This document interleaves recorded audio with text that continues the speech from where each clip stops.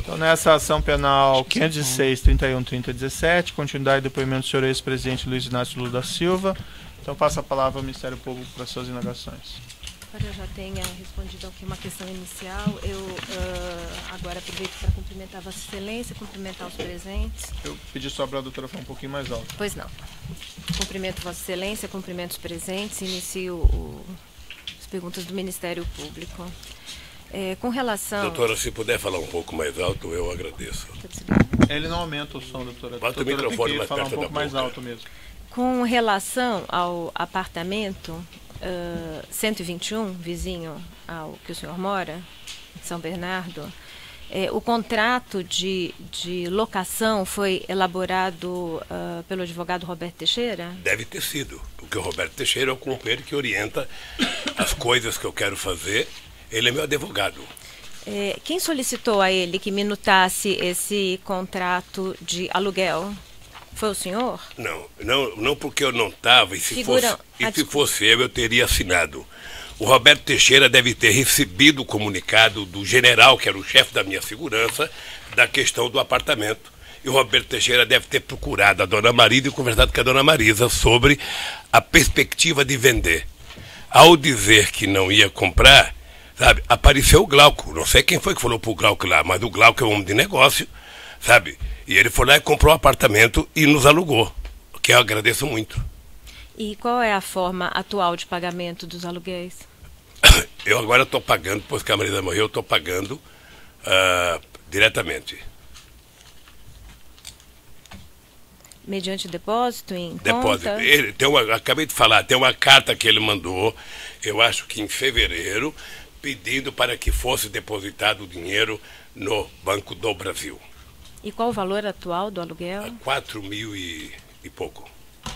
Consta da quebra de sigilo bancário que o senhor ex-presidente fazia declaração conjunta de imposto de renda com a sua esposa Marisa Letícia? Nas declarações de imposto de renda dos anos calendário dos anos de 2011 a 2014, está no evento 1, anexo 258 até o anexo 264 dos autos. Consta que teria havido pagamento de aluguel pelo apartamento 121 nos valores, então, de 42 mil em 2011, 46.241,60 em 2012, 46.820 em 2013 e 49.820 em 2014. Nos 4 anos, então, o total é de mais de 184 mil. O senhor prestou declarações à Receita Federal informando haver pago esses aluguéis? Acabei de falar, doutora, que foi declarado no meu imposto de renda e o Glauco declarou que foi declarado no imposto de renda dele. Essa declaração, não tendo sido pagos os aluguéis, essa declaração, então, não é verdadeira? Essa premissa de Vossa Excelência não foi colocada pelo depoente. Os aluguéis foram pagos? A premissa de Vossa Excelência, o depoente esclareceu há pouco que quem cuidava da questão dos aluguéis era a dona Marisa, que fez a locação do imóvel. Foi dito, foi esclarecido a Vossa Excelência já tem a resposta. Não era o senhor que apresentava eu vou apenas repetir pausadamente aqui. Eu não tratava dos meus assuntos caseiros. Inclusive, quem fazia o acerto, juntava a papelada para a declaração de imposto de renda, era a minha querida esposa. O senhor tinha um contador para apresentar esse imposto de renda? Tem um contador. Como que é o nome do contador? João Leite? Consta dos autos, né, um bilhete do escritório de Roberto Teixeira com informações sobre um somatório de aluguéis. O senhor tem conhecimento desse documento que está nos autos? Não. Ele orientava com relação a como declarar seu imposto de renda? Orientava. O senhor Roberto Teixeira? O primeiro que fazia a minha declaração de imposto de renda até 2000 e pouco era lá em São Bernardo. Depois eu passei para fazer no escritório em São Paulo, que fazia dos meus filhos também. Eu não compreendi. Então, o escritório do senhor Roberto Teixeira o auxiliava na preparação do seu imposto? É que esse escritório de contabilidade trabalha para o escritório do Roberto Teixeira. Certo. Nas respostas escritas que o senhor ex-presidente prestou durante as investigações, está no anexo 273 do evento 1. O senhor ex-presidente disse que o pagamento do aluguel do apartamento 121 era realizado com emissão de recibos. O senhor disse isso expressamente. Era o que eu tinha conhecimento. Mas o senhor disse isso sem ter os recibos à vista? Vamos, veja, se havia declaração no imposto de renda do Glauco, que havia declaração do imposto de renda na minha contribuição, tinha que ter um recibo de pagamento para declarar. Tá? O senhor afirmou existir esses recibos quando prestou declarações escritas na fase de investigação. Deve ter o recibo, sim. O senhor informou isso sem estar com os recibos à sua vista? Deve ter o recibo não fica comigo. Mas isso pode ser pego, enviado, se é para o Moro ou para a senhora fazer. O senhor não achou relevante juntar esses recibos? Não, porque eu sempre tive... Se Vossa Excelência quiser questionar a defesa em relação ao papel da defesa, eu estou aqui para esclarecer. Agora, me parece um pouco inapropriado o Ministério Público pretender questionar aquilo que está a cargo da defesa. A pergunta fica mantida, a pergunta é relevante, sim. Então, a defesa técnica orienta que o depoente não responda, porque as questões da defesa técnica, quem responde é a defesa técnica. Quiser refazer a pergunta ou ir para a próxima? O senhor não achou relevante juntar esses recibos nos autos? Mais uma vez, a defesa técnica orienta que não responda, porque isso já foi esclarecido. É preciso, então, que o depoente diga se não vai responder, não é isso? Isso já foi esclarecido. O senhor não vai responder? Não, então não vou responder, doutora, porque eu já falei 3 vezes, a senhora repete a mesma pergunta. O senhor Glaucus da Costa Marques, ouvido nestes autos, relatou aqui em juízo que Roberto Teixeira o procurou em 2015, quando ele estava inclusive hospitalizado, para dizer que o aluguel do apartamento 121 passaria a ser pago. Quem orientou o Roberto Teixeira a procurar Glaucus e dizer isso? Foi o senhor? Olha, o Roberto Teixeira não procurou o Glauco, pelo que o senhor Roberto Teixeira também estava internado. Na mesma época que o senhor Glaucus estava para um tratamento de tireoide? Assim. Então, ninguém, deixa eu lhe falar uma coisa, doutora. Ninguém, eu até ontem no depoimento do Glauco, até a semana passada no depoimento do Glauco, eu tenho clareza, certeza, que o aluguel estava sendo pago do dia 1º de fevereiro ao último dia 1º agora. Para mim foi surpresa, porque o Glauco nunca reclamou para mim de que não estava sendo pago até 2015. O senhor... Porque a senhora há de convir. O senhor José Carlos Bonlai também não o fez? Não. Quando os proprietários do apartamento 121 notificaram a Presidência da República em 2010 que pretendiam vender o apartamento, o senhor, ex-presidente, adotou alguma providência? O senhor falou com o Roberto Teixeira sobre esse apartamento? Não, o Roberto Teixeira comunicou que o apartamento, que ele estava querendo vender o apartamento, e depois comunicou que o Glauco tinha comprado e queria alugar o apartamento. Foi feito contato com a dona Marisa. Isso. O senhor Antônio Palocci relatou em juízo, aqui na estação penal, que o senhor ex-presidente lhe disse em 2010 que havia gostado de usar o apartamento 121 e estava pensando em comprá-lo. O senhor ex-presidente tinha esse interesse? Disse isso a Palocci? Palocci disse o quê? Que o senhor lhe disse em 2010 que havia gostado de usar o apartamento 121 durante o período em que a presidência da República mantinha o contrato de aluguel com os proprietários e estava pensando em comprá-lo. O que menos a Marisa queria era continuar morando naquele prédio. A Marisa ficou lá por insistência minha de não querer sair de São Bernardo do Campo, que é a minha origem, porque eu estou próximo do sindicato que me fez fazer política e crescer na política, por isso que ela ficou lá. Mas jamais a Marisa iria admitir comprar o apartamento. Na verdade, ela queria mudar de lá. O senhor ex-presidente tem como explicar a coincidência de Glaucus da Costa Marques ter intermediado a compra do imóvel da rua Doutora Berbeck Brandão e também ter comprado o apartamento 121? Eu não tenho, querida. Coincidência não é comigo.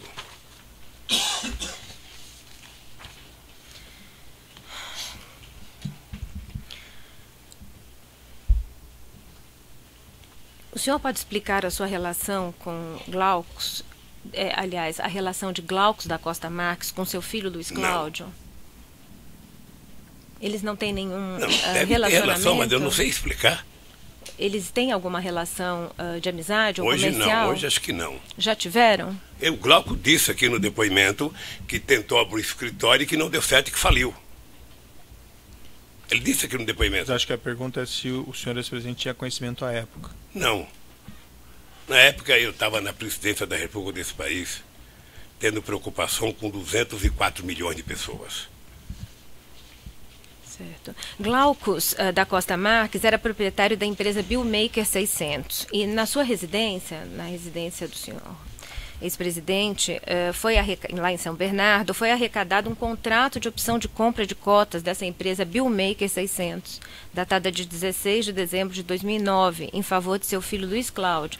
Isso está no evento 1, anexo 280. Não sei se o senhor quer ver esse documento. Tenho a menor noção, querida. O senhor pode explicar por que seu filho Luiz Cláudio tinha esse contrato com Glaucus?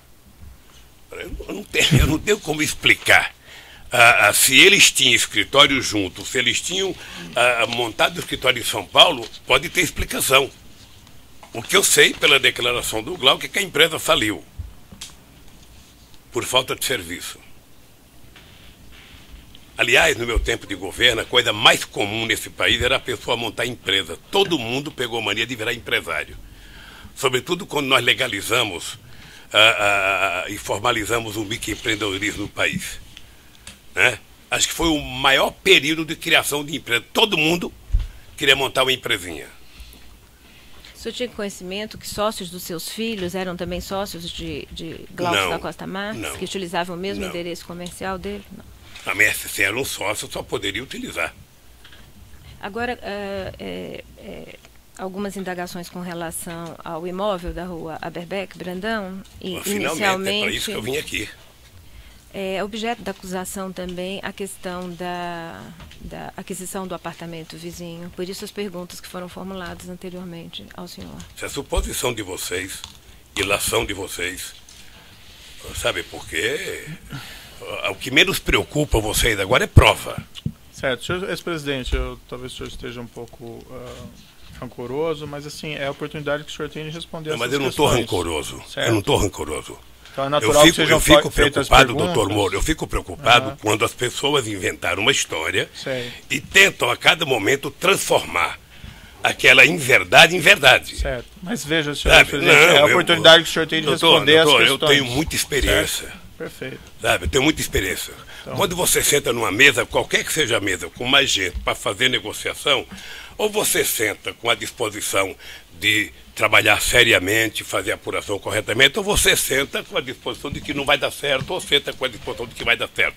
No caso do Ministério Público, eu já disse mais de uma vez para o senhor. Sim, eles contaram uma grande mentira com o PowerPoint. Perfeito. Não o Ministério Público, mas o Ministério Público da Lava Jato. E eu quero ver como é que eles vão sair dessa. Não, eu já entendi esse seu ponto, senhor presidente, mas eu peço que o senhor responda. Eu vou responder as perguntas. Se o senhor não quiser responder, o senhor não responda. Pois não, eu então prossigo. O senhor ex-presidente pode explicar como surgiu a ideia de criar o Instituto Lula? Quando foi isso? Não, eu tinha o Instituto Cidadania, criado em 1992. Mas em que momento do seu mandato Foi presidencial? Foi de lá que eu saí candidato a presidente da República. Foi de lá que eu perdi 2 eleições. Tá? Quando eu deixei a presidência da República, nós fomos discutir se ia criar uma fundação ou ia criar um instituto. Optou-se pela criação do instituto. Eu optei voltar ao Instituto Cidadania para que, estando lá, a gente pudesse discutir o que fazer. Como construir o tal de Memorial da Democracia, sabe? E ficamos pensando nisso e fomos procurar terreno, fomos procurar os móveis que eu já falei, sabe? E aí o Paulo Camoto pediu para visitar esse terreno. Mas a ideia de criar o Instituto, sabe, ela aconteceu depois que eu deixei a presidência da República, porque se eu quisesse pensar antes, eu teria feito como outros presidentes, ter feito dinheiro enquanto estava na presidência. O senhor disse que conversou sobre o Instituto apenas com o senhor, sobre a questão da compra desse prédio, com Paulo Camoto, Desse né? prédio. Desse prédio. E com relação ao senhor Emílio Odebrecht, o senhor conversou a respeito do prédio, da ideia e da ideia do Instituto? Nunca. Nunca. Eu vou repetir alto e bom som. Eu não discutia instituto enquanto eu fui presidente da República, nem com a minha mulher, nem com meus filhos, nem com meus ministros. Eu não queria discutir o meu futuro enquanto eu estivesse preocupado com o povo brasileiro dirigindo esse país. Pois não. Consta dos autos, juntado no evento 928, anexo 8, uma pauta de reunião do senhor Emílio Odebrecht, o senhor ex-presidente, da qual consta, realizada no dia 30/12/2010, da qual consta, dentre diversos outros temas elencados, o primeiro deles era a passagem do histórico da parceria, isso no penúltimo dia do seu mandato. Disponibilizar apoio junto ao Congresso era um dos outros itens da pauta. E, ao final, referido nessa pauta, com ele, ou seja, falar com ele, Estádio Corinthians, Obra Sítio, 15/1, primeira palestra Angola e Instituto. Pela ordem, Excelência, pela ordem. Primeiro, isso... examinar o documento? Não, na verdade, primeiro que esse documento é apócrifo. Segundo, que esse documento é objeto de um incidente de falsidade que não foi solucionado. Então, tendo em vista que existe um incidente de falsidade não solucionado pelo juízo. Então, me parece que esse documento... Essa pauta de reunião? Este documento foi juntado no dia 30 deste mês pelo senhor Marcelo Odebrecht. Não, foi juntado pelo Ministério Público. Sim, que o senhor Marcelo Odebrecht forneceu ao Ministério Público... apresentado por Emílio Odebrecht no bojo do seu acordo de colaboração. Eu só gostaria de ter a palavra... Questão aqui, não é momento de discutir a autenticidade desse documento. É uma pergunta se conhece, não conhece, e se isso não aconteceu. É aí que ele vai responder. A questão de definir se o documento é falso, se é verdadeiro, se é unilateral, é outro momento, doutor. Não é o seu cliente que vai responder. Um incidente de falsidade, primeiro. Isso é segundo, doutor. Eu observo que isso, na verdade, não é uma agenda, é um documento apócrifo. Perfeito. Mas assim, o Ministério Público está indagando ao acusado sobre ele. Simplesmente ele vai responder sim ou não, branco ou preto. Não pode pedir a pergunta em relação a isso. Não estou impedindo a pergunta, é que a pergunta afirma que seria um documento. Que seria uma agenda. Então, o que eu estou observando, em primeiro lugar, é que isto é um papel apócrifo. Segundo lugar, a defesa técnica arguiu um incidente de falsidade em relação a este documento e em relação a outros, que não foi sequer processado pelo juiz até o momento. Não, está sendo processado. Não, vai ser decidido no momento próprio. Não, é que Vossa Excelência não processou na forma da lei. É diferente, agora é o momento do interrogatório. Certo. Então, nós estamos ouvindo o seu cliente e as perguntas são feitas, só que a defesa tem a oportunidade de responder. A defesa não só tem o direito, como tem o dever de fazer as suas colocações, e eu tenho esse direito, apenas que Vossa Excelência leve em consideração esses aspectos. Senhor ex-presidente, no dia 30/12/2010, no penúltimo dia do seu mandato, o senhor teve reunião com Emílio Odebrecht e com a presidente Dilma? Primeiro, fazer uma resposta dessa coisa. Primeiro, essa agenda é mentirosa, ela não existiu. Se alguém escreveu isso, esqueceu, sabe, de colocar um pingo de verdade aí. Eu conversei com o Emílio Odebrecht no dia 30 de dezembro, era o penúltimo dia. Eu tinha ido à Bahia inaugurar o 1 milhão de contratos do Minha Casa Minha Vida, e o Emílio Odebrecht me pediu o seguinte: presidente, eu estou em Brasília, eu estou passando o comando da empresa para o Marcelo Odebrecht, e eu estava querendo ver se a presidenta Dilma nos recebia. Eu falei que a Dilma é possível receber, recebeu. Eu acho que não durou 10 minutos essa conversa. Não durou 10 minutos essa conversa.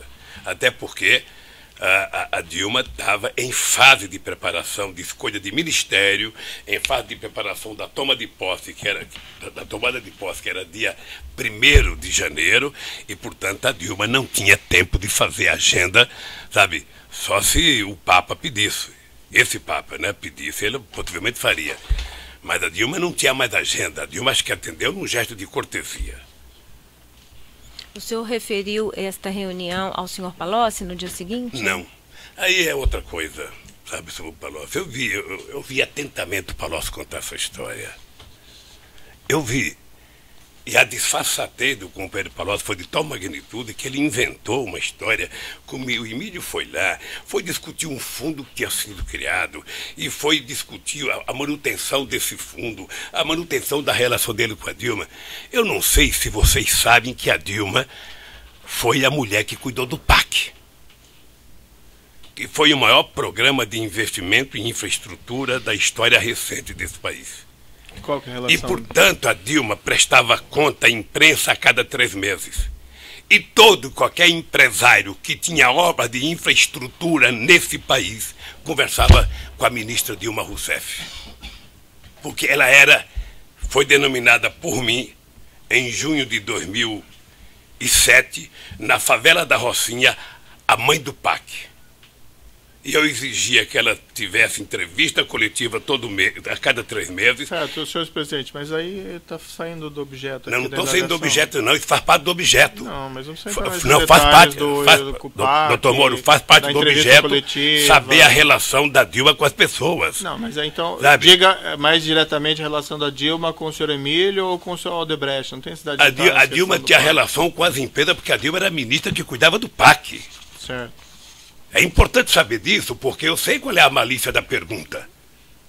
E eu sei a resposta do Palocci aqui. Eu vou dizer uma coisa, doutora. A pergunta é objetiva. O senhor eu acabei de dizer, ao senhor Palocci, o Emílio teve no Palácio Dia 30 numa conversa que não deve ter durado 10 minutos.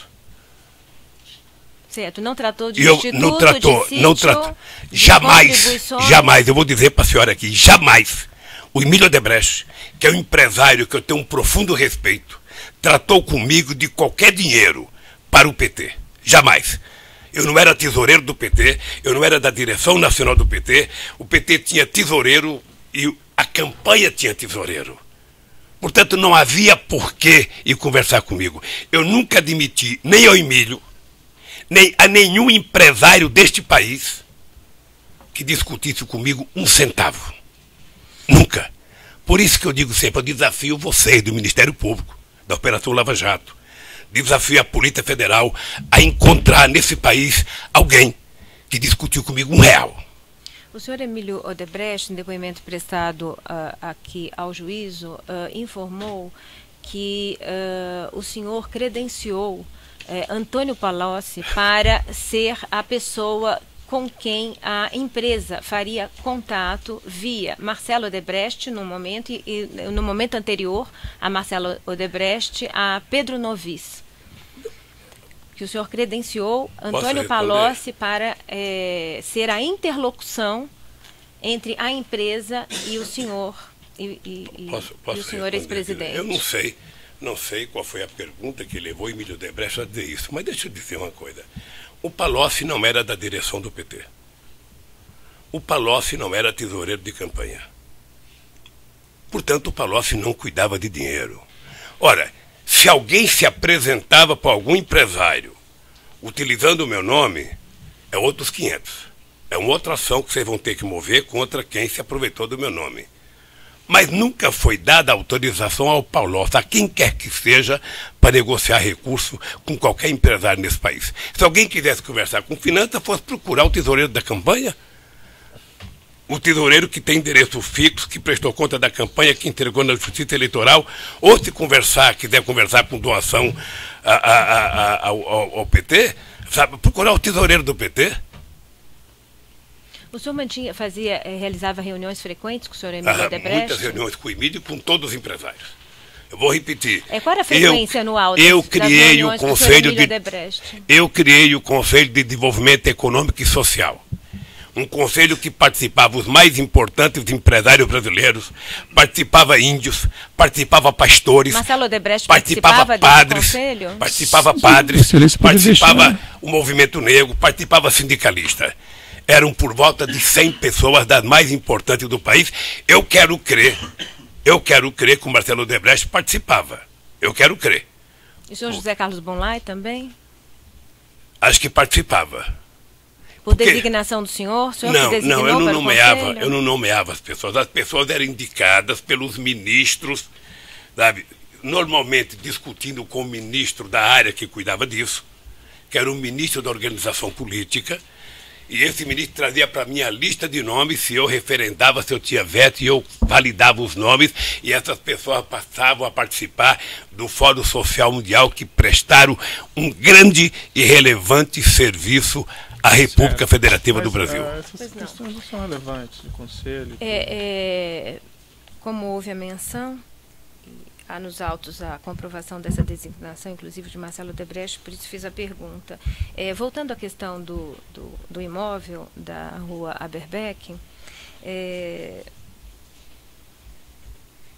o excelentíssimo magistrado indagou o senhor sobre um e-mail trocado entre Marcelo Branislav, assessor de Palocci. Marcelo dizia que ia atualizar Antônio Palocci sobre o novo prédio. Marcelo e Antônio Palocci relataram em juízo que esse novo prédio era o da rua Aberbeck. O juízo perguntou ao senhor a propósito dessa troca de mensagens. E o senhor disse que não deu ordens para ninguém tratar do Instituto antes de sair da presidência, né? Mas por que Antônio Palocci, nessa mensagem eletrônica, estava em contato com Roberto Teixeira? O senhor sabe dizer? A senhora poderia ter perguntado para o Palocci. A mensagem de chefe referente ao prédio institucional, RT adiou para esta quinta-feira. A senhora poderia ter perguntado para o Palocci, que veio aqui. Ou pode perguntar para o Roberto, que vai prestar depoimento tal dia. Eu não sou obrigado a saber dos e-mails do Palocci para o Emílio Odebrecht, para o Marcelo Odebrecht, para quem quer que seja. Eu não sou obrigado a saber. Mas o senhor sabia que Roberto Teixeira estava lidando com este imóvel da rua Aberbeck? A senhora está dizendo, eu disse aqui para o doutor Moro, que o Roberto Teixeira deve ter sido contratado para legalizar para o senhor Glauco o terreno, que estava totalmente legal, segundo a declaração do seu Glauco. É isso. É que foram arrecadados na sua residência em São Bernardo e-mails trocados em fevereiro e março de 2010 entre Roberto Teixeira, a empresa de Roberto Teixeira de nome Mito Participações, de familiares de Roberto Teixeira, e a corretora de imóveis Edna, falando sobre esse imóvel da rua Aberbeck. Estava na sua residência em São Bernardo, essa troca de e-mails. O documento constante do anexo 267 não, o anexo 223 e 272 do evento 1. Doutora, deixa eu lhe falar uma coisa, doutora. Se o senhor desconhecia a existência, a participação de Roberto Teixeira com relação a esse imóvel, só deixa eu terminar a pergunta, como esses e-mails, como o senhor explica que esses e-mails tenham sido arrecadados na sua residência? Veja, eu não uso e-mail, porque não uso computador, por segurança. Tá? Tinha um presidente da República que dizia assim: se você quiser fazer as coisas e não quiser ser bisbilhotado por ninguém, não fale por telefone, não converse em restaurante. Caminhe com a pessoa e vá falando na estrada. Então, veja, eu não tenho e-mail, Marisa não tem e-mail. Ora, se um e-mail estava lá em casa, pode ter sido alguém que levou para dizer o seguinte: olha, é uma cópia do documento. Eu não sei quem levou. Eu não sei quem levou. A senhora tem que esperar a resposta. A senhora interrompe a resposta. Eu não quero polemizar. Eu não quero polemizar. A senhora está fazendo a pergunta, a senhora tem que aguardar a resposta. Doutora, ele está desenvolvendo um raciocínio. Então a senhora pode aguardar o termo da resposta. Eu não quero parecer delicado com a senhora. Só vou interromper um minutinho aqui. Então, responda. Eu não quero parecer delicado com a senhora, mas se eu tenho muita suspeita de cópia. Tenho muita suspeita de cópia. Se a senhora tivesse me dito que estava no meu e-mail, no meu computador, eu dava um valor. Mas uma cópia de um documento na minha casa, quem é que achou isso? A Polícia Federal? É que eles estavam cuidadosamente guardados. A Polícia Federal, como é que a senhora sabe que estava cuidadosamente guardado? Pasta. Sabe? Houve a descrição no laudo. Então, deixa eu lhe falar uma coisa, querida. Eu hoje, passado todos esses meses, eu tenho muita suspeita do comportamento da Polícia Federal nessas ocupações. Muita. Quero deixar claro que eu tenho muita suspeita da Polícia Federal nessas ocupações. Tá? Só para a senhora saber. Por isso eu não posso dar crédito à cópia de um e-mail. E o senhor também disse que desconhecia o envolvimento de José Carlos Bonlai na compra desse imóvel e o contrato, a minuta de contrato de opção de compra estava também na sua residência. também arrecadado na sua residência? Mas isso já respondeu daí, doutora. Já perguntei. Pois não. Ainda em 2010, foram veiculadas notícias de que o Instituto Lula já estava sendo projetado. É uma matéria jornalística que está juntada na inicial da denúncia, de 8/11/2010, portanto, durante o mandato do senhor. A matéria diz o seguinte, eu vou interromper pelo tamanho do áudio, já retomamos.